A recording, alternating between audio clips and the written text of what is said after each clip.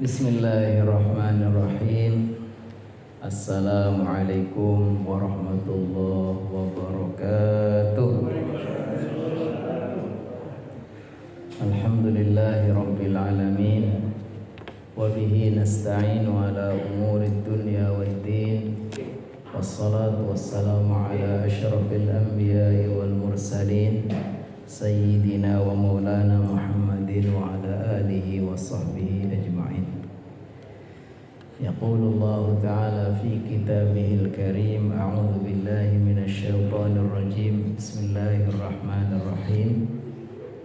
سبحانك لا علم لنا إلا ما علمتنا إنك أنت العليم الحكيم. ويقول رب اشرح لي صدري ويسر لي أمري واحلل عقدة من لساني يفقهوا قولي. اللهم علمنا ما ينفعنا وانفعنا بما علمتنا. اللهم إنا نسألك علما نافعا ورزقا طيبا وعملا متقبلا. Hadratal mukarramin, seluruh hadirin jamaah salat maghrib di Masjid Al-Istiqamah yang insyaallah senantiasa Allah muliakan, Allah berkahi, Allah ridhai, Allah berikan taufik dan hidayah, dan Allah senantiasa mudahkan segala urusannya. Alhamdulillah, kembali kita sama-sama memanjatkan pujian dan syukur dengan limpahan rahmatnya, ridha dan karunia-Nya. Allah mudahkan pada malam hari ini setelah kita bersama-sama menunaikan salat maghrib, Allah berikan taufik kita untuk sejenak kita hadir di majelis iman, majelis rohani, yang dengannya kita insyaallah batin kita akan tercerahkan, hati kita akan tenang, dan insyaallah secara keilmuan juga akan tambah wawasan. Karena agama ini memang harus berdasarkan ilmu, sehingga semua amalan-amalan agama ini ada dasar kepada ilmunya. Makanya Allah Subhanahu wa taala mengatakan fa'lam annahu la ilaha illallah. Ketahuilah bahwasanya tiada Tuhan selain Allah. Jadi sebelum kita meyakini bahwa kita beragama dengan benar, mengesahkan Allah semata sebagai Tuhan kita satu-satunya, kita harus didasarkan kepada fa'lam. Oleh karena itu Islam begitu bersungguh-sungguh memperhatikan dan menghargai orang-orang yang mau bertalabul ilmi. Pahalanya sangat besar, keutamanya sangat besar. Alhamdulillah, pada malam hari ini termasuk kita semua dipilih oleh Allah Subhanahu wa taala untuk mendapatkan kesempatan itu. Mendapatkan kesempatan untuk menghadiri satu majelis yang sangat Allah cintai, yaitu majelis ilmu. Sebelumnya kita sedang mengkaji sabda Rasulullah SAW, di mana beliau mengatakan, siapa yang di pagi hari dan sore hari mengucapkan raditu billahi robba wa bil islami dina wa bi muhammadin nabiyya, kana haqqan 'ala Allahi an yurdiyah. Kata Rasulullah SAW, siapapun yang di pagi dan sore hari dia mengucapkan raditu billahi robba, saya ridha Allah sebagai Rabb, sebagai Tuhan. Saya ridha Islam sebagai agamaku. Saya ridha Nabi Muhammad sebagai nabiku. Maka orang yang mengucapkan itu pagi dan sore, jaminan Allah akan Allah berikan ridha. Jadi kalau kita sudah mendapatkan ridha Allah, maka apalagi karunia yang lebih besar mana lagi, nggak ada. Kalau sudah Allah ridhoi, maka segala sesuatu akan diberikan kemudahan-kemudahan. Lalu dalam hadis yang lain Ini penekanannya kepada bagaimana ketika orang itu bukan sekedar mengucapkan, dia mengucapkan, hatinya juga meyakini, dan anggota badannya juga melakukan. Kata beliau, dzaqa ta'mal iman man radiya billahi rabban wa bil islami dinan wa bi muhammadin nabiyya. Kata beliau, hanya orang yang betul-betul menjadikan Allah sebagai Tuhannya, ya, ridho Allah menjadikan Tuhannya, Islam sebagai agamanya, dan Nabi Muhammad sebagai nabinya, dialah orang yang bisa merasakan lezatnya iman. Maka di sini kita perhatikan bahwa tidak cukup hanya dengan mengucap saja. Kalau kita baru mengucap, zikir dengan lisan itu juga sudah dapat keutamaan, ya. Tetapi sebetulnya yang diinginkan dalam Islam ini, ucapan-ucapan kita ini harus apa? Harus juga dibuktikan dengan amal perbuatan. Ucapan-ucapan kita harus diyakini dengan benar dan juga dibuktikan dengan amal perbuatan. Makanya disebutkan di sini bahwa orang yang telah ridho Allah sebagai Tuhannya itu, dia harus ridho dengan aturannya, ridho dengan pilihannya, ridho dengan qada dan qadarnya, dan dia harus puas, harus qanaah terhadap apa yang Allah berikan kepadanya dari rizkinya, dan dia harus mendawamkan terus menerus dalam ketaatannya dan menjaga kewajiban-kewajibannya, dan dia menjauhi larangan-larangannya, dan dia sabar inda balaihi ketika dia menerima cobaan-cobaan darinya, syakiran li ni'amihi, dan dia selalu bersyukur atas nikmat-nikmatnya, muhibban li liqaihi, dan dia cinta ingin bertemu dengannya, radiyan bihi wakilan wa waliyan wa kafilan, dan dia ridho menjadikan Allah sebagai wakilnya, sebagai yang semua diserahkan kepadanya, sebagai pelindungnya, sebagai penjaminnya, mukhlishan lahu fi ibadatihi, ikhlas di dalam beribadah kepadanya, mu'tamidan alaihi fi ghaibatihi wa syahadatihi, selalu menggantungkan diri kepadanya, baik dalam keadaan dia sendirian, sembunyi-sembunyi, maupun dalam keadaan terang-terangan. La yafza'u fil mahammati ilaihi, tidak mengeluh ketika dia menghadapi berbagai macam kesulitan kecuali kepadanya.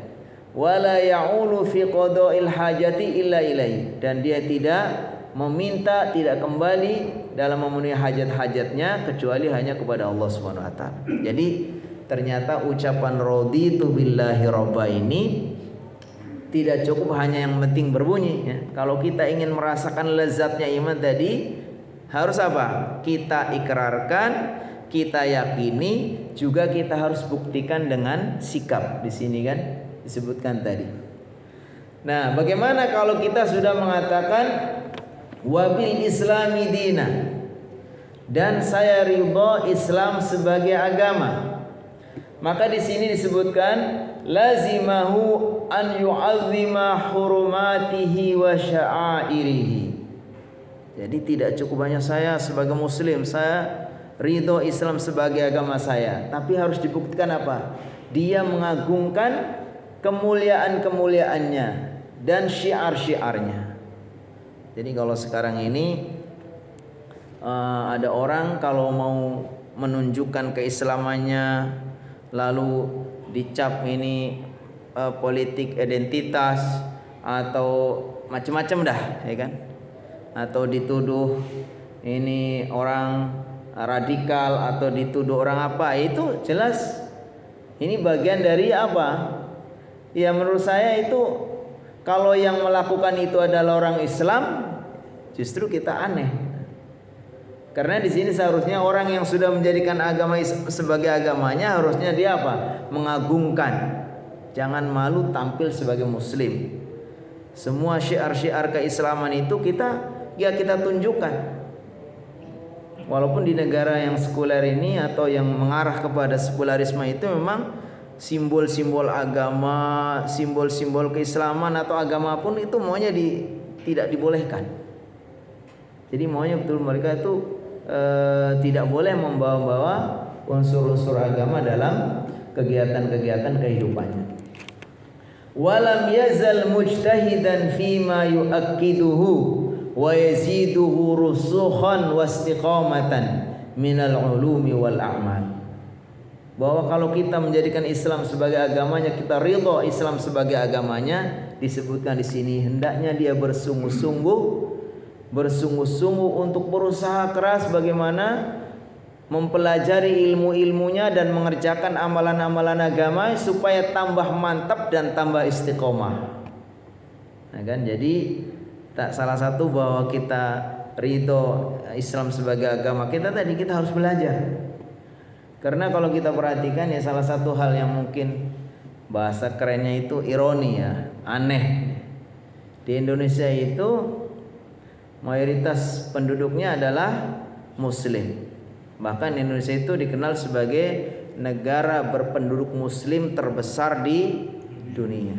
Tapi kita rasakan nuansa yang orang kerennya sekarang ini menyebutnya Islamophobia. Islamophobia itu adalah rasa benci, rasa takut kepada Islam. Itu kita rasakan sekali. Padahal di negara yang mayoritas Muslim.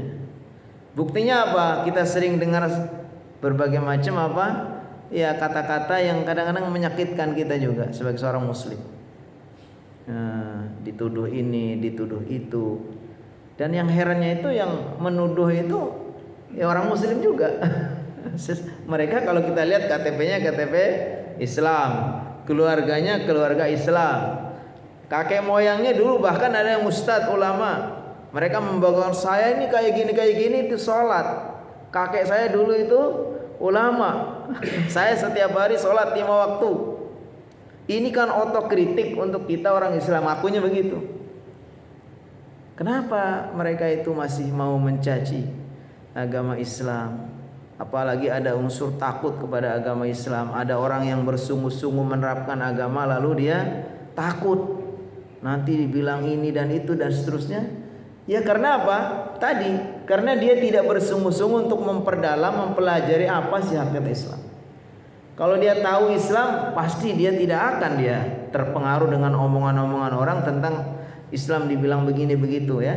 Karena dia kenal. Coba kita bayangkan Islam ini dari sisi namanya saja. Artinya apa? Assalamu islimu. Bisa yang artinya menyelamatkan, bisa artinya mendamaikan, bisa artinya pasrah. Dan Nabi Muhammad SAW itu orang yang membawa Islam ini adalah orang yang dimana dulu hidupnya di tengah masyarakat jahiliyah yang di situ tidak ada keadilan, tidak ada kedamaian antara satu kelompok dengan yang terus. Lalu datang Nabi Muhammad dengan membawa Islam, kemudian menjadi damai. Karena Nabi Muhammad dikatakan wa ma arsalnaka illa rahmatan lil alamin. Kata Allah, tidaklah kami utus engkau wahai Nabi Muhammad melainkan menjadi rahmat, menjadi kasih sayang. Kasih sayang untuk siapa? Apakah hanya untuk orang Muslim? Bukan, lil alamin, untuk seluruh alam. Muslimnya, non muslimnya, semua. Dan itu, jadi kalau umpamanya Islam dicurigai, nanti kalau orang bersungguh-sungguh melakukan Islam kemudian akan membawa kekacauan, itu jelas salah. Karena dia sendiri tidak kenal apa itu Islam. Nabi Muhammad SAW itu adalah diutus untuk justru menjadi rahmat. Wa yakunu bihi muhtabitan. Dan hendaknya orang yang sudah menjadikan Islam sebagai agamanya, ridho Islam sebagai agamanya, muhtabitan, dia itu senang, cinta kepada Islam, cinta kepada syiar-syiar Islam. Ada orang menghina agama Islam, otomatis sesuatu yang dia cintai ada yang menghina, kita harusnya marah. Makanya kata Buya Hamka, kalau ada orang mencaci agamamu, kamu tidak ada rasa marah, ganti saja bajumu dengan baju kafan. Karena memang kita sebagai seorang muslim ya, harus menjunjung tinggi agama kita, harus memuliakan. Ada orang yang menghina Allah, menghina Rasulullah, menghina ayat-ayat Allah, menuduh agama kita agama kadrun, agama impor, agama itu, harusnya kita harus marah. Nah, marah bukan berarti apa, tapi marah karena Allah. Bukan berarti kemudian kita melakukan tindakan-tindakan yang tidak dibenarkan, enggak juga. Tapi kalau ada orang Muslim, dia mengatakan raditu billahi robba bil islami dina, dia ridho Islam sebagai agamanya, lalu ada orang yang mencaci agamanya, dia kemudian tidak tersinggung, maka kata Buya Hamka, ganti saja baju kamu dengan baju kafan. Arti kata beliau itu udah mati. Karena dalam hidup kita itu seharusnya yang paling penting adalah agama, karena inilah yang akan menjadi jalan selamat kita, yang bisa menjamin apakah kita nanti selamat atau tidak di dunia sampai di akhirat adalah apa? Agama. Ya, kalau sudah agama yang kita anggap paling bernilai itu kemudian sudah dihina-hina, maka tentu harusnya kita marah. Marah juga bukan berarti melakukan tindakan yang tidak dibenarkan. Makanya apa? Awsaqu moral Islam, apakah? Al-hubbu fillah wal buhdu lillah wal buhdu lillah. Kata beliau, kata Rasulullah SAW, tali ikatan iman yang paling kuat adalah apa? Cinta karena Allah, benci karena Allah. Ketika kita cinta ya motifnya karena Allah. Kita membenci ya membenci karena Allah. Kalau kita ada orang menghina Allah, menghina Rasulullah, menghina agama, itu harus kita benci, tapi bencinya karena Allah. Dan itu berbahaya ya bagi kita. Kalau orang non muslim mungkin ya karena non muslim ya terserah mereka gitu. Tapi bagi orang muslim, kalau orang muslim dia menghina Allah, menghina Rasulullah, menghina agama Allah, itu berbahaya. Bisa-bisa menjadikan dia telah batal keimanannya. Makanya kata Allah SWT, qul abillahi wa ayatihi wa rasulihi kuntum tastahzi'un. Apakah engkau kepada Allah, kepada ayat-ayat Allah, kepada Rasulullah kamu berani menghina? Kata Allah, la ta'tadiru qad kafartum ba'da imanikum. Jangan banyak alasan, jangan cari-cari pembenaran. Kalau kamu lakukan itu, kamu bisa kafir setelah kamu dulunya sebagai seorang muslim. Jadi di sini disebutkan seperti itu. Wa min subulihi wa min salbihi khaifan. Dia sangat khawatir kalau agamanya itu rusak. Wa li ahlihi muhtariman. Dan kepada orang-orang yang bersungguh-sungguh beragama, ahli agama ini, ahli Islam, ya para santri, ya kita orang-orang soleh yang rajin melakukan ibadah, itu harus kita muliakan. Jangan sampai sebaliknya, ada orang yang menunjukkan kelihatannya bersungguh-sungguh dalam beragama, kita justru malah curiga. Ya kan dulu kan ada sampai isu dikhawatiran ini ada yang apa namanya itu anak muda yang rajin menghafal Al-Quran, kemudian kelihatan apa berjenggot. Kemudian orang dicurigai. Harusnya kan bagaimana? Kepada orang yang bersungguh-sungguh dalam beragama ini harusnya muhtariman. Itu adalah hak kita sebagai sama muslim.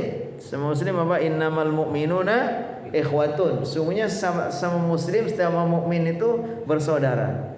Maka kita wajib memuliakan sesaudara-saudara kita sama muslim. Itu namanya hakul ukhuwah. Kita punya kewajiban untuk memuliakan mereka karena mereka adalah saudara-saudara kita. Tapi kalau saudara kita ini adalah seorang yang bersungguh-sungguh dalam beragama sampai menjadi seorang ulama, dia bukan sekedar teman dalam artian bersaudara sama muslim, tapi dia seorang ulama yang sungguh-sungguh dia berusaha untuk mempelajari Al-Quran, mempelajari hadis, menyampaikan kepada masyarakat itu adalah punya hak yang berbeda. Harus lebih tinggi lagi kita muliakannya. Hak sebagai saudara dan hak sebagai seorang ulama yang harus kita muliakan.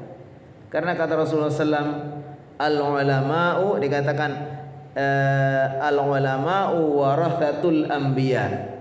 Para ulama itu adalah pewaris para nabi. Wa innal anbiya lam yuwarithu dirhaman wala dinaron. Karena nabi itu tidak mewariskan dirham, harta, dan juga tidak mewariskan dinar. Wa innama warathul ilma. Para nabi itu meninggalkannya ilmu Islam ini. Dan para ulama itu yang mengambil bagian itu. Maka kata Rasulullah SAW, faman akhadahu faqad akhadha bihadzin wafir. Orang yang mengambil bagian dari warisan Rasulullah, warisan Nabi itu berupa Islam ini, dia pelajari Islam sampai menjadi ulama, dia itu pewaris Nabi dan dia itu sudah mengambil bagian yang paling mulia. Maka para ulama harusnya kita muliakan. Jangan sampai ulama itu kita persulit, kita hinakan, kita apa namanya kalau sekarang itu yang keren itu dipersekusi gitu, ya kan? Nah, jangan sampai seperti itu. Harusnya apa? Ya kalau sebuah masyarakat dengan ulamanya sudah nggak respect, nggak memuliakan, berarti punya hak yang lebih daripada sekedar sesama muslim. Karena ulama. Kalau ulama itu kebetulan adalah keturunan Nabi, Habib, harus kita tambah kemuliaan lagi, haknya tambah satu lagi. Hak sebagai saudara, ya dia muslim. Hak sebagai ulama, dia harus kita muliakan, dia adalah pewaris para nabi. Kalau dia itu ternyata secara nasab adalah keturunan Rasulullah sebagai Habib, dia punya hak yang berbeda. Hakul qorobatun nabi, hakku qorobatin nabi, hak sebagai keluarga nabi. Ya, keturunan itu di mana darah nabi mengalir kepadanya. Tentu akan beda lagi. Jadi intinya ya kita harus proporsional juga. Walaupun kita di dalam memuliakan tentu sesuai dengan ya proporsinya ya, jangan berlebihan juga. Melebihkan kepada ulama sampai mengkultuskan ya. Apa yang dikatakan ulama itu selalu benar, nggak mau cross check juga salah. Atau dia memuliakan Habib berlebihan, ya kan, juga nggak benar. Tapi intinya bahwa mereka itu adalah orang-orang yang dikatakan wali ahlihi muhtariman, waliman kafaru bihi mubghidan wa muadiyan. Dan kepada orang-orang yang mengkufuri Islam itu dia mubghidan, dia marah, wa muadiyan. Tentu di sini kita maknai yang sifatnya bukan berarti kalau kita memusuhi dalam artian memusuhi secara fisik personalnya, bukan, tapi kita memusuhi tindakan kekufurannya dalam artian kita tidak setuju ya. Tapi bukan berarti kemudian kalau kita ketemu dengan orang non muslim atau yang kita anggap kafir kemudian kita memusuhi, bukan. Karena kata Allah Subhanahu wa taala, la yanhaqumullahu 'anil ladzina lam yuqatilukum fid dini wa lam yukhrijukum min diyarikum an tabarruhum wa tuqsitu ilaihi innallaha yuhibbul muqsitin. Allah tidak melarang kalian untuk berbuat baik, berbuat adil kepada orang-orang non muslim yang tidak memusuhi kamu, tidak mengusir kamu. Apalagi tetangga-tetangga kita yang sudah bersepakat kita untuk berwarga, berbangsa secara bersama, mereka juga sudah ada di bagian dari masyarakat di tengah kita. Ya sudah, kita baik-baik. Kalau perlu kita bantu. Apa yang sifatnya adalah hubungan sosial, interaksi sosial, dengan mereka harus baik-baik saja. Tapi kalau udah masalah agama, harus apa? Lakum dinukum waliyati. Agama mereka ya sudah sesuai dengan keyakinan mereka. Kita punya agama dan itu diajarkan. Itulah arti toleransi. Toleransi itu bukan berarti kita membenarkan agama mereka, mereka membenarkan, bukan. Toleransi artinya saling membolehkan. Anda boleh melakukan agama Anda, kami juga jangan diganggu. Nah, makanya hal-hal yang seperti itu harus kita junjung tinggi dalam beragama ini, karena kita tadi orang yang sudah mengikrarkan wabil islami dinan. Nah, kemudian kenapa kita kok masih ya tadi gampang ya termakan oleh isu-isu sampai akhirnya kita juga mencaci agama sendiri? Ya tadi faktornya karena kita itu tidak mempelajari agama dengan benar. Faktor yang lain apa? Karena kita ini tidak mau menyeleksi atau tidak mau mengkonfirmasi kebenaran informasi-informasi yang sampai kepada kita. Jadi kita sendiri sudah tidak bersungguh-sungguh mempelajari Islam sehingga kita tidak tahu hakikatnya Islam itu. Yang kedua, kita mendengar info-info buruk tentang Islam ini, kita tidak meng-cross check. Kita langsung membenarkan saja. Tidak tabayun. Dan mereka sengaja memang informasi yang berkembang dengan berbagai macam yang ada itu dari medsos atau dari langsung itu, ya kebanyakan itu informasi ada yang memang settingan, informasi yang mereka kemas supaya memang untuk ya menjelek-jelekan atau untuk apa saja informasi yang tidak benar. Nah, makanya kita ada pedomannya, ada cara bagaimana untuk menangkal itu semua. Makanya kata Allah SWT dalam surat Al-Hujurat ayat 6 ya ayyuhalladzina amanu ya ayyuhalladzina amanu in ja'akum fasiqun binaba'in fatabayyanu. Kalau datang kepada kalian seorang fasik, orang fasik itu ya orang yang banyak dosa, ya pendosa. Binaba'in dengan membawa membawa berita, naba. Makanya nabi itu disebut dengan nabi karena nabi itu orang yang membawa berita dari Allah, namanya nabi. Naba itu beritanya. Kalau ada orang datang membawa informasi kepada kalian, apa kata Allah SWT? Fatabayyanu, maka hendaknya kamu tabayun dulu. Jangan langsung benarkan begitu saja. Jangan langsung percaya.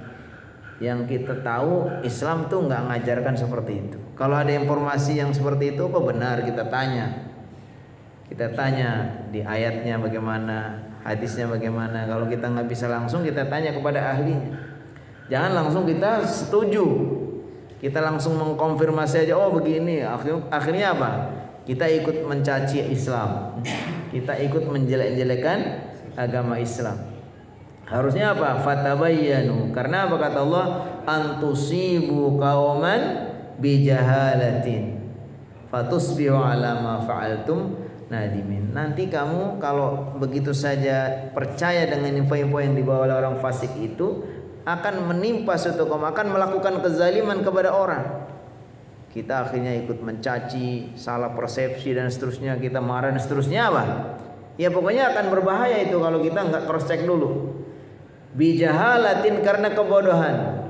Ala ma fa'altum nadimin, dan akhirnya akan menimbulkan penyesalan. Jadi kalau ada informasi, kita harus cross check dulu kebenarannya, apalagi kalau informasi tentang agama Islam, maka kita harus tanyakan apa benar ya.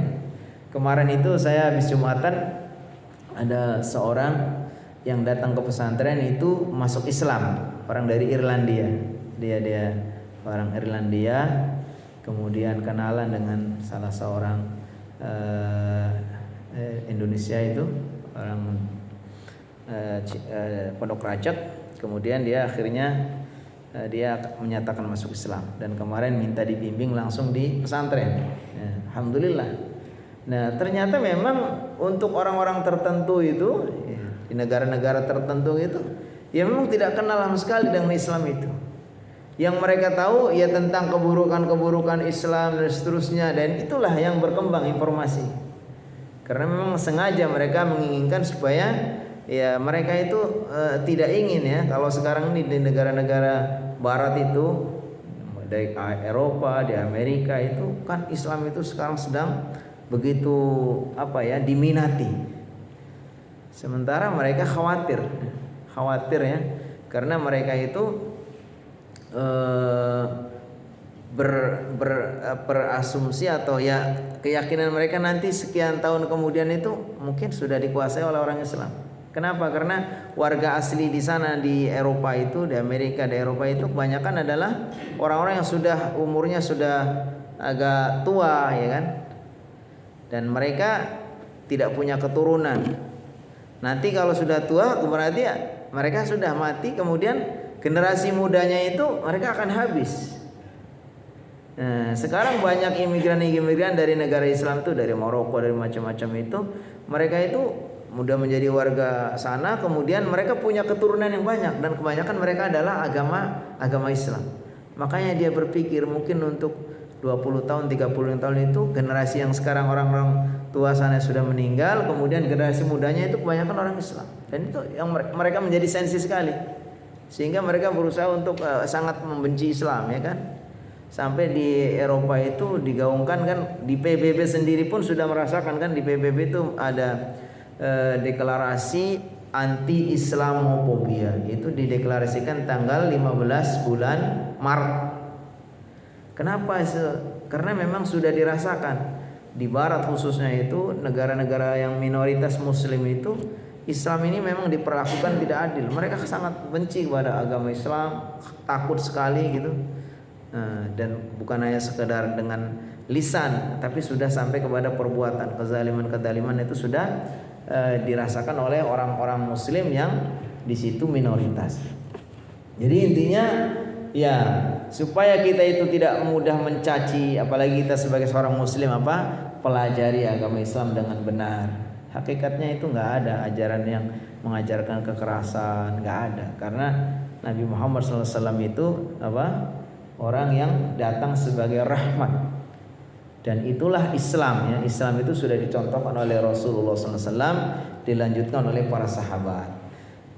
Nah, kemudian disebutkan di sini, wa man radiya bi Muhammadin nabiyan, siapa yang sudah mengikrarkan bahwa dirinya ridho menjadikan Nabi Muhammad sebagai nabi, kana bihi muqtadiyan, maka sudah seharusnya dia harus meneladani, mengikuti, wa bihadyihi muhtadiyan, dan mengikuti petunjuknya, wali syar'ihi muttabi'an, dan kepada syariatnya dia mengikuti, wa bisunnatihi mutamassikan, dengan sunnah nabinya dia berpegang teguh, wali haqqihi mu'azziman, dan kepada hak-haknya dia mengagungkan, wa minas salati wassalami alaihi mukathiron, dan selalu memperbanyak membaca salawat dan salam kepadanya.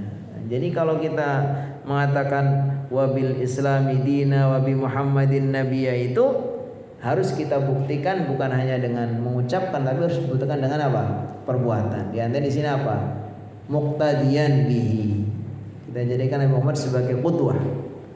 Laqad kana lakum fi rasulillahi uswatun hasanah. Jadi jadikan qudwah. Qudwah itu artinya uswah, sebagai teladan kita. Jadi kalau kita kepengen jadi apapun, ya memang ukurannya begitu. Walaupun mungkin targetnya ya kita bisa berapa persen menjadikan Nabi Muhammad sebagai contohnya, tapi itu sebenarnya adalah tolok ukurnya. Kita kepengen menjadi seorang ayah yang paling baik, ya harusnya belajar bagaimana Nabi Muhammad SAW, karena beliau adalah seorang ayah yang terbaik untuk anak-anaknya, untuk keluarganya. Kalau kita kepengen menjadi seorang pemimpin yang terbaik, ya harusnya kita belajar bagaimana Nabi Muhammad SAW menjadi pemimpin.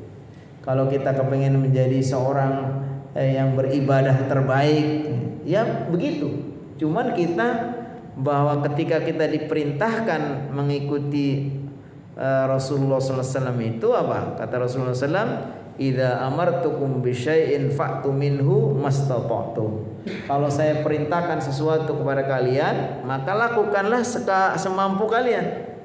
Kemampuannya bisa berapa? Tapi kalau sudah larangan, ya sudah, harus tinggalkan. Jadi kalau kita ada perintah bahwa Rasulullah SAW itu adalah teladan kita dan kita harus meneladaninya, wajib kita usahakan. Cuman persoalannya kita bisa berapa persen, ya kan? Tapi itulah yang menjadi patokan. Patokan kita adalah Rasulullah SAW, karena kita sudah mengatakan wa bi Muhammadin nabiyyan wa rasulah, wa bihadihi muhtadiyan, ya dengan petunjuk Rasulullah SAW, kita harus berusaha untuk mengikuti petunjuknya. syariatnya kita ikuti. Wa bi sunnatihi, dengan sunnah Nabi itu berarti perkataannya, perbuatannya, persetujuannya kita berpegang teguh. Wa li haqqihi mu'azziman, kepada hak-haknya kita agungkan. Nah, jadi kalau orang itu dihina, kalau pribadinya ya nggak masalah, nggak usah marah kalau mamanya orang dihina dari sisi pribadinya. Tapi kalau ada orang menghina Nabi Muhammad SAW, nah itu ya marah, walaupun tidak benar juga bagaimana cara melampiaskannya kemarahannya, itu harus juga dilihat ditimbang-timbang juga. Nah, baru-baru ini kan di Amerika itu yang diberitakan itu Salman Rushdie itu kan sudah sekian tahun ya, dulu pernah melakukan penghinaan, menulis buku tentang ayat-ayat setan itu kan, yang kemudian sama Presiden Iran itu diumumkan siapa yang bisa menangkap atau menangkap Salman Rushdie atau membunuh Salman Rushdie akan dapat hadiah apa gitu. Nah, itu ternyata dia minta perlindungan, tinggal di Amerika. Baru-baru ini dia baru kena batunya sekarang itu. Jadi pas lagi menyampaikan tiba-tiba ada orang dari belakangnya kemudian menusuk lehernya atau gimana itu. Jadi intinya ya itu karena ya kepada Nabi Muhammad SAW itu tentu saja kalau ada orang menghina beliau pasti dia marah. Wa minas salati wassalami alaihi mukatsiran, tentu banyak membaca salawat ya. Allahumma shalli ala Muhammad, kata Rasulullah SAW, man shalla alayya marratan sallallahu alaiha biha asran. Siapa yang membaca salawat untukku sekali, maka Allah akan membalasnya 10 kali. Wali ahli baitihi wa ashabihi muhibban. Nah ini tadi yang saya sampaikan. Wali ahli baitihi, dan kepada ahli bait. Kalau yang dimaksud ahli bait adalah orang-orang yang mempunyai hubungan kekeluargaan, kekerabatan ya. Termasuk di dalamnya adalah para istri-istrinya, anak cucunya semua ahli bait. Wa ashabihi, dan para sahabatnya. Apa bedanya ahli bait dengan para sahabat? Kalau para sahabat itu nggak mesti harus kerabat. Sahabat itu setiap orang yang berjumpa dengan Nabi, beriman kepadanya sampai akhir hayatnya, itu disebut dengan sahabat. Tapi kalau ahli bait itu punya hak yang lebih, karena setiap ahli bait dia adalah sahabat, karena dia hidup bersama Nabi, beriman kepada Nabi. Tapi dia ada kelebihannya, dia adalah kerabat, secara hubungan darah dia punya. Makanya di dalam akidah juga seperti itu. Kalau kepada sahabat ya kita memuliakan haknya sebagai sahabat Nabi, orang yang Allah pilih untuk bisa berjumpa Nabi, beriman kepadanya sampai akhir hayatnya. Tapi ketika dia itu seorang sahabat tapi juga kerabat, nah itu harus lebih lagi, karena dia hak sebagai ahlul bait. Jadi disebutkan wali ahli baiti, kepada keluarganya, ahli baitnya, wa ashabi, dan sahabat-sahabatnya, muhibban, harus mencintai, wa alaihim murtadiyan wa mutarahiman, dan minta mendoakan untuk mendapatkan ridha. Kita katakan radhiyallahu anhum. Wa mutarahiman, dan memintakan diberikan rahmat, rahimahum, bisa rahimahumullah radhiyallahu anhum itu. Wa ala ummatihi, dan kepada umat Nabi Muhammad SAW, musyfiqan, harus berkasih sayang, walahum nasihan, dan kepada mereka memberikan nasihat. Jadi kita sebagai sama mukmin ya saling memberikan nasihat ya kan. Wa tawassaw bil haqqi wa tawassaw bis sabr. Fayambahi laka ayyuhal mu'min an tutaliba nafsaka bi tahqiqi hadhil ma'ani allati dzakarnaha. Maka wahai saudaraku orang mukmin, wajib bagimu, hendaknya engkau berusaha ya, untuk mewujudkan makna yang terkandung dari ucapan tadi. Raditu billahi rabba wa bil islami dina wa bi Muhammadin nabiyya wa kallafa nafsaka al-ittisafa bihi, dan memaksakan, mengupayakan diri kamu agar bersifat seperti tadi. Jadi kalau kita tadi mengikrarkan raditu billahi robba, ya kita harus membuktikan dalam diri kita bagaimana tadi sikapnya orang yang ridho menjadikan Allah sebagai Rabbnya, bagaimana sikapnya orang yang ridho Islam sebagai agamanya, bagaimana itu dibuktikan dengan sikap kita atau sifat kita. Wala taqna minha bimujarradil qaul, jangan kamu hanya puas dengan sekedar mengucapkan. Walaupun mengucapkan tadi disebutkan siapa yang pagi sore mengucapkan raditu billahi rabba bil islami dina wa muhammadin nabiyya, itu Allah akan menjamin memberikan ridhonya. Tapi jangan mencukupkan itu.